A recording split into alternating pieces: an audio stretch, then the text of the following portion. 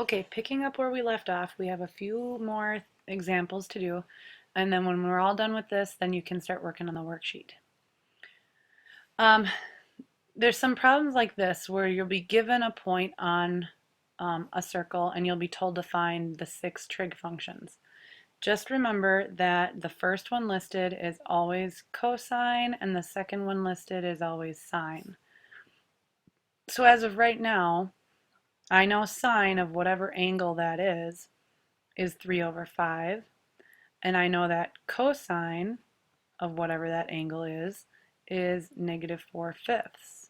And if I wanted to find tangent, the rule is to take sine, which is 3/5, divided by cosine, negative 4/5, and we would need to simplify that down.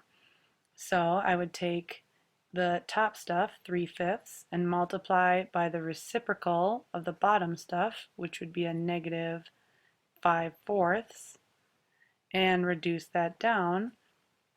The 5's would cancel. I still have a negative though, so I'd have a negative 3/4 for tangent. Then my other reciprocal functions, the reciprocal of sine is cosecant, so I would just flip sine and I would have 5 over 3. The reciprocal of cosine is secant, so just flip this and we would have negative 5 over 4. And then the reciprocal of tangent is cotangent, so flip this and we would have negative 4/3. And that would be it. You might have a couple problems where it asks you without a calculator, which is key phrasing for use your unit circle. But without a calculator, we're going to find the angle where you get a negative 1/2 for sine. So you're going to look on your unit circle sheet and you're going to look for where is there a negative 1/2 in the sine spot. Okay, so remember the sine spot is the second spot. So we're going to look for angles where we get a negative 1/2 in the sine spot. So where does that happen? So look on your unit circle. Look for where there's a negative 1/2 in the sine spot, and that happens right here at 210 degrees or right here at 330 degrees. But that's actually not answering the question because the question clearly wants us to answer in radians. So instead of 210 degrees, I would say 7 pi over 6. And instead of 330 degrees, I would say 11 pi over 6. So these are the angles where you get a negative 1/2 for sine.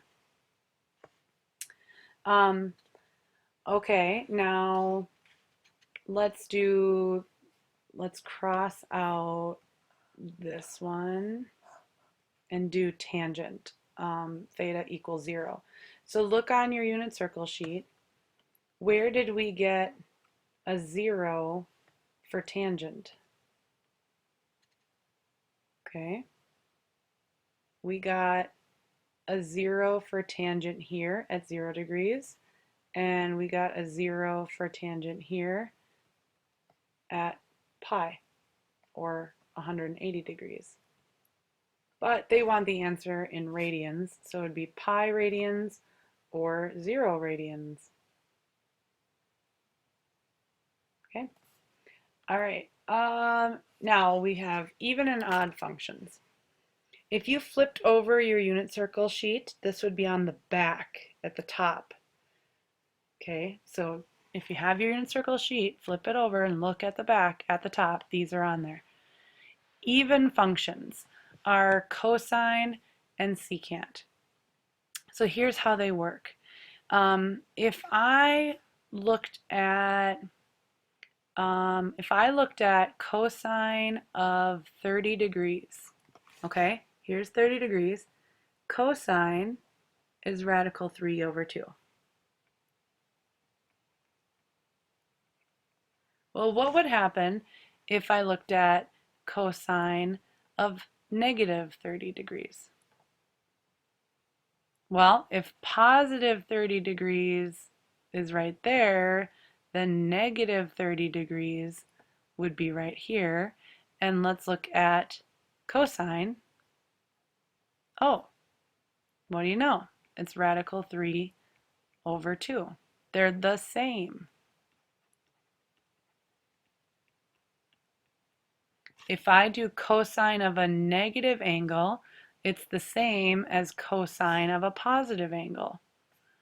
Cosine of negative 30 degrees was the same thing as cosine of positive 30 degrees. And then secant works in the exact same way because they're reciprocal functions, so they work in the same way. Those are even. Odd functions are sine, cosecant, tangent, and cotangent.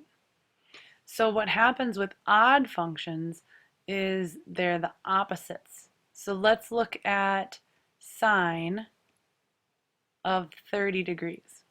Okay, go to 30 degrees. Sine is 1/2.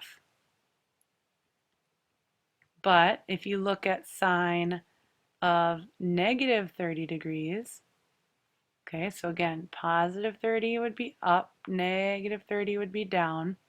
Look at sine of negative 30. It's the opposite. It's negative 1/2.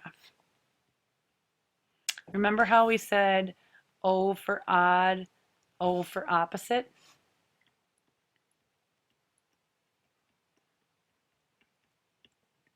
Okay, so that works with sine, cosecant, because they're reciprocal functions. They do the same thing. Tangent and cotangent do the same thing. Those are all odd. So here's an example.